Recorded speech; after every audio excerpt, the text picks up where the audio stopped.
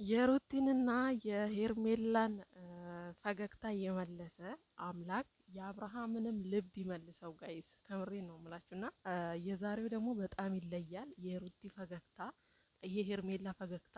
ገና ሄርሜላ ከሩቁ ስትመጣ ሩቲ እንዴት ደስ እንዳላት በሳቅ ነው ፈገግ ብላ የተቀበለቻት ማለት ነው። ሄርሜላም እንደዛው። ጋይስ ምን ተገኝቶ ነው? ቡዜ እንግዲህ እድሜሽ ይርዘም፣ አንቺ ነሽ ለዚህ ደረጃ ያበቃሻቸው፣ አንቺ ነሽ ያስታረቅሻቸው። ዛሬ ላይ እንግዲህ ፒስ ገጭተው አንድ ሆነው በደስታ በፍቅር እያወሩ ነው። እውነት ለመናገር ተደማምጠው እንዴት ነው ብቻ የሆነ ፈገግታ አለ ውስጣቸው ላይ የሆነ ደስታ አለ ማለት ነው። እና የእናንተን ልብ አንድ ያደረገ አምላክ የአብርሃምንም ልብ ደግሞ ይመልሰው። እንግዲህ ከሁለት ከአንዳችሁ ጋር እንዲሁም ማለት ነው። አዎ የሰውን ጥላቻ የሚጠላ ሴጣን ብቻ ነው። እና እንግዲህ ዛሬ አጅሬው ምንድን ነው ያላቸው? የሁለታችሁ አንድ መሆን ምንድን ነው ሚስጥሩ? ድሮ ድሮ እኔ ነበርኩኝ ወይ ከሄርሜላ ጋር ወይ ከሩታ ጋር ሆኜ አንቺን ወይ እሷን የምንጠራው፣ ዛሬ ላይ ደግሞ እናንተ አንድ ሆናችሁ እኔን ለመጥራት ደረሳችሁ። እግዚአብሔር ይመስገን እያለ እንግዲህ ፈጣሪውን እያመሰገነ ነው። በስተጨማሪም ደግሞ ሁለታችሁ እጅና ጓንት ሆናችኋል። በሰላም ነው ወይ?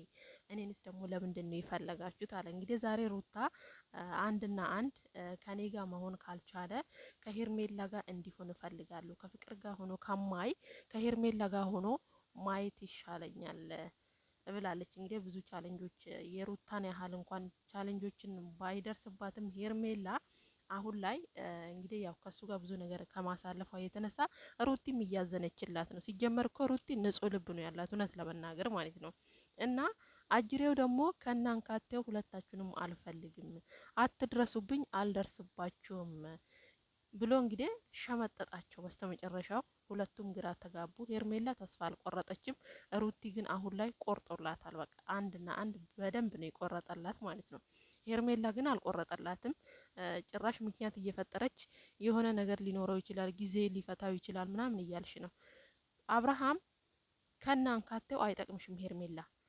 በቃ ከዚህ በኋላ ይሄንን ድጋሚ ወደ አብርሃም ህይወት ተመልሼ ከአብርሃም ጋር ሆናለሁ የሚለውን ነገር ከጭንቅላትሽ አውጥተሽ የራስሽን ህይወት መምራት ይሻልሻል።